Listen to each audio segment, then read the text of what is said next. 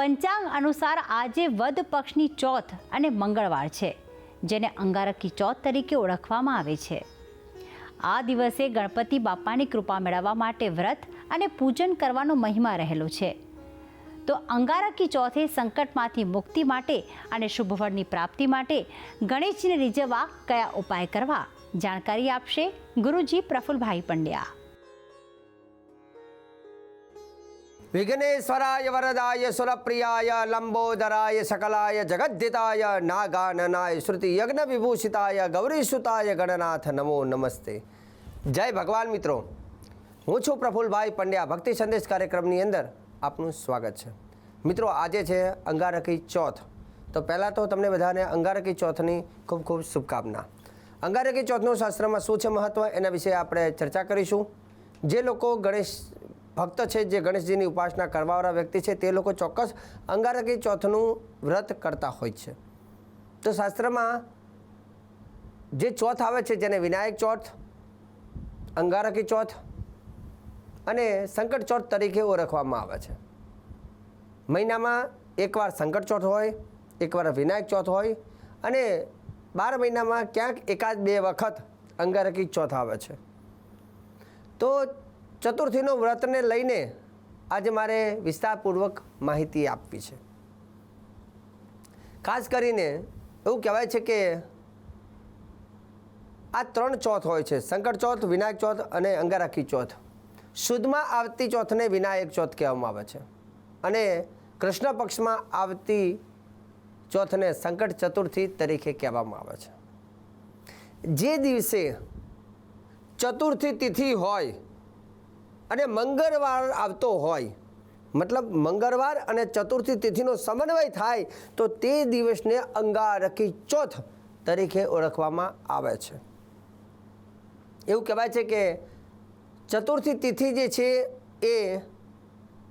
એને ભગવાન ગણેશજીની આરાધના કરી હતી અને ગણેશજીની ઉપાસના કરી હતી અને ચતુર્થી તિથિને ભગવાન ગણેશજીએ આશીર્વાદ આપેલા હતા.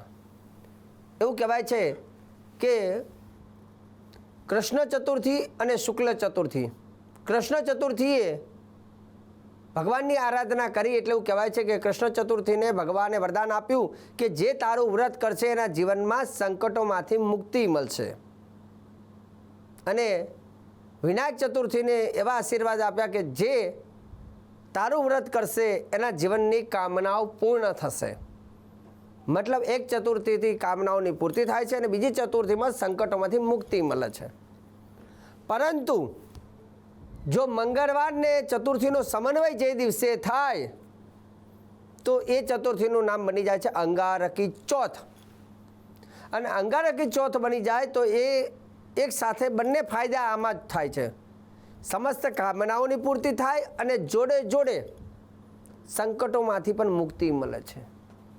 અને જે વ્યક્તિ અંગારકી ચોથનું વ્રત કરે છે તો એના જીવનમાં આધિ, વ્યાધિ, ઉપાધિમાંથી મુક્તિ મળે છે. હવે અંગારકી ચોથ આવતી હોય તે દિવસે વિશેષ ઉપાયો આપણે કરતા હોઈએ છીએ. તો આજે અંગારકી ચોથ છે, તો આજે જે લોકોએ ઉપવાસ કર્યો હોય તો એ ઉપવાસ દ્વારા પણ શિવની ઉપવાસ દ્વારા પણ ગણેશજીની આરાધના કરી શકે. પણ ઘણા લોકોએ ઉપવાસ નથી કર્યો પણ ગણેશજીની પૂજા કરવી છે, તો આજના દિવસે એ લોકોએ કયો ઉપાય કરવો? શક્ય હોય તો પોતાના ઘરની અંદર ગણેશજી વિરાજમાન હોય તો ગણેશજીને પૂજા કરવાની, પરંતુ ગણેશજીની સાથે સાથે ચતુર્થી માતા અને ચંદ્રદેવની પણ પૂજા કરવાની છે. તો ભગવાન ગણપતિની પૂજામાં ગણેશજીની એક પાત્રમાં લેવા, ગણેશજીના 2 પત્ની રિદ્ધિ સિદ્ધિ બાજુમાં મૂકવા અને એની સાથે આગળ બીજી 2 સોપારી રાખવી, જેમાં એક સોપારી ગણેશજી, એક સોપારી ચંદ્રદેવની હોય અને બીજી સોપારી ચતુર્થી માતાની હોય. તિથિઓના માતા છે ચતુર્થી માતા.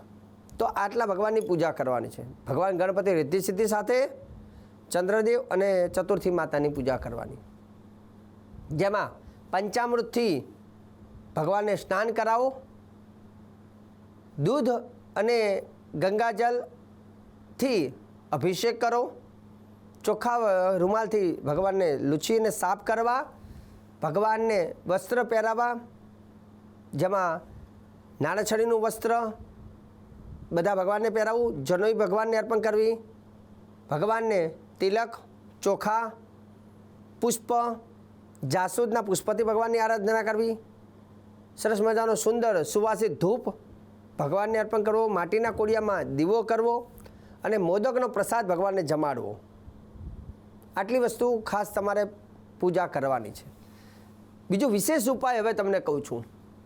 એવું કહેવાય છે કે જો ભગવાન ગણપતિ દાદાને 21 દુર્વા જેને આપણે ધરો કહીએ, જે બગીચાની અંદર ખાસ કરીને જે ઘાસ એક હોય ઘાસ અને બીજી આવે કે દુર્વા ધરો જેને કહેવાય, તો 21 દુર્વા તમારે લેવાની છે.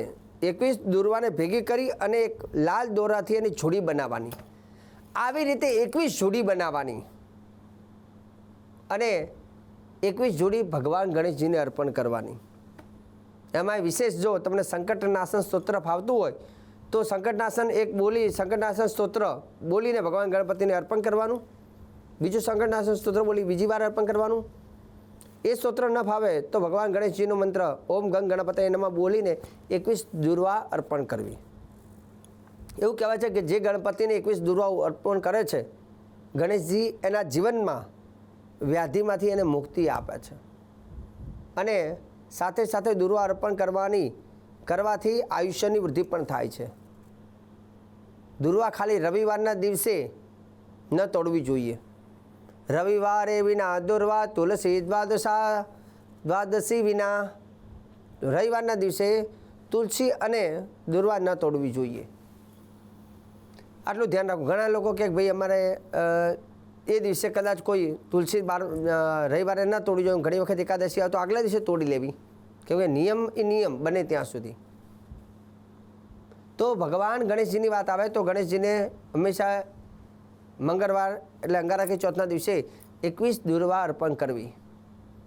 સાથે સાથે ભગવાન ગણેશજીના એવું કહેવાય છે કે આ રીતે પૂજા કર્યા બાદ અર્ઘ્ય પ્રદાન કરવાનું વિશેષ મહત્ત્વ છે.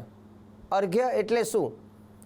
તો અર્ઘ્ય એટલે જેમ સૂર્યદેવને આપણે કેમ અર્ઘ્ય તાંબાના લોટામાં ભરીને અર્પણ કરીએ છીએ, તો તે રીતે તમે એક ચમચીમાં થોડુંક 2-3 ટીપા પાણી લેવું, એમાં થોડું કંકુ, ચોખા અને ફૂલ મૂકી અને ભગવાન ગણેશજીને અર્પણ કરવું, જેને અર્ઘ્ય કહેવામાં આવે છે. 3 અર્ઘ્ય અર્પણ કરવાના. એક ભગવાન ગણેશજીને, એક અર્ઘ્ય ચતુર્થી માતાને અને એક અર્ઘ્ય ચંદ્રદેવને અર્પણ કરવાનું. અને રાત્રિના સમયમાં ચંદ્રદેવના દર્શન કરવા. આ રીતે કરવાથી ચતુર્થીનું વ્રત પૂર્ણ થાય છે. કેમ કે ગણેશજીનું અર્ઘ્ય પ્રદાન કરો ને તો એની અંદર અર્ઘ્ય પ્રદાન કરવાથી એક તો પૂજન કરવાનું તો ફળ હોય છે, 21 દુર્વા અર્પણ કરવાનું ફળ હોય છે, પણ સાથે સાથે અર્ઘ્ય તમે અર્પણ કરો છો તો એનું પણ એક ફળ હોય છે. ગણેશાય નમસ્તુભ્યમ સર્વસિદ્ધિ પ્રદાયકમ સંકટ હરમે દેવ ગ્રહણ અર્ઘ્ય નમોસ્તુતે. ભગવાન ગણેશજીને અર્ઘ્ય પ્રદાન કરવાથી સંકટોમાંથી મુક્તિ તો મળે છે અને ગણેશજીની અમી દ્રષ્ટિ રહે છે. તિથિ માતાને અર્ઘ્ય પ્રદાન કરવાથી તિથિ ના મુતમે દેવી ગણેશ પ્રિય વલ્લભે સર્વ સંકટનાશાય ગ્રહણ અર્ઘ્ય નમોસ્તુતે. તિથિ માતા પણ આશીર્વાદ આપે છે, ચંદ્રદેવ પણ આશીર્વાદ આપે છે. ગગર નાર્ણવ માણિક્યમ ચંદ્રાદ્રાક્ષા યણિમતે ગ્રહણ અર્ઘ્યમ મયા દત્તમ ગણેશ પ્રતિરૂપકમ. શ્લોકમાં લખ્યું છે એટલે ગણેશજી, તિથિ માતા અને ચંદ્રદેવને અર્ઘ્ય પ્રદાન કરવાનું. અર્ઘ્ય વખતે તમારે ખાલી એક જ વસ્તુ બોલવાની, જેમ એક મેં કહ્યું તે પહેલાં ચમચીમાં થોડું જલ લેવાનું, એમાં કંકુ, ચોખા, પુષ્પ મૂકી અને શક્ય હોય દુર્વા હોય તો દુર્વા પણ મૂકજો અને શ્રી ગણેશાય નમઃ અર્ઘ્યમ સમર્પયામિ, ખાલી આટલું બોલશો તો પણ ચાલશે. શ્રી ગણેશાય નમઃ એટલો મંત્ર તમને આવડતો હોય, અર્ઘ્યમ સમર્પયામિ. પછી બીજી વાર લેવાનું તિથિ માતાને ઓમ ચતુર્થી તિથિએ નમઃ, ખાલી આટલું બોલશો તો પણ ચાલશે. ઓમ ચતુર્થી તિથિએ નમઃ અર્ઘ્યમ સમર્પયામિ. ચંદ્રદેવનો ઓમ સોમાય નમઃ અર્ઘ્યમ સમર્પયામિ. આ રીતે 3 અર્ઘ્ય પ્રદાન કરવાના, એક ગણેશજીને, ચતુર્થી માતાને અને ચંદ્રદેવને. રહી વાત, ઘણા લોકો પ્રશ્ન કરે શાસ્ત્રીજી ચંદ્રના મંત્ર જાપ કરવા હોય તો ઓમ સોમાય નમઃ લઈ શકાય, ભગવાન ગણેશજીનો મંત્ર કરવો હોય તો શ્રી ગણેશાય નમઃ, અથવા બેસ્ટ મંત્ર ગણેશજીનો બીજો કહું છું, ઓમ શ્રીમ રીમ ક્લીમ ગ્લોમ ગંગ ગણપતયે વરદ સર્વજનમ મે વસમાનાય સ્વાહા. ઓમ શ્રીમ રીમ ક્લીમ ગ્લોમ ગંગ ગણપતયે સર્વ જનમ મે વસમાનાય સ્વાહા. તો આ મંત્ર પણ લઈ શકાય, અથવા શ્રી ગણેશાય નમઃ ઓમ ગંગ ગણપતયે નમઃ એ પણ લઈ શકાય. એનાથી વિશેષ રાત્રિનો જે ચંદ્ર દર્શનનો ટાઈમ આજનો જે છે એ પણ તમને જણાવી દઉં. રાત્રે 9:22 આજે રાત્રે 9:22 ચંદ્ર દર્શન થશે, તો એ કરી શકાય. ઘણા લોકો કહેતા હોય શાસ્ત્રીજી ચંદ્ર દેખાતો નથી, ઘણી વખત વાદળ હોય દેખાતો ના હોય તો શું કરવું, કેમ કે ચંદ્ર દર્શનથી જ વ્રત સમાપ્ત થાય છે. તો એક બીજો રસ્તો તમને કહી દઉં. જે દિવસે વાદળો વધારે હોય, ચંદ્ર દર્શન ના થાય, તો આટલા વાગે મેં કહ્યું તે પ્રમાણે 9:22 તમારે તમારી થાળીમાં ચોખા લેવાના, અક્ષત, અને અક્ષત એટલે ચોખાથી તમારે ચંદ્રની આકૃતિ બનાવી, ભગવાન ગણેશજીની સામે એક થાળી લેવાની, થાળીમાં અક્ષતથી ચંદ્રની આકૃતિ બનાવી અને એના દર્શન કરીને વ્રતને સમાપન કરી શકો છો. બીજો આ ઉપાય છે.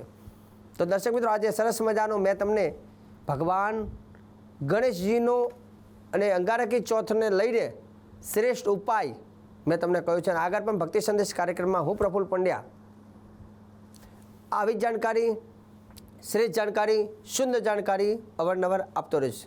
કાર્યક્રમને સદૈવ આપ નિહાળતા રહેજો. મને આપી દો હવે તમે રજા. જય ભગવાન.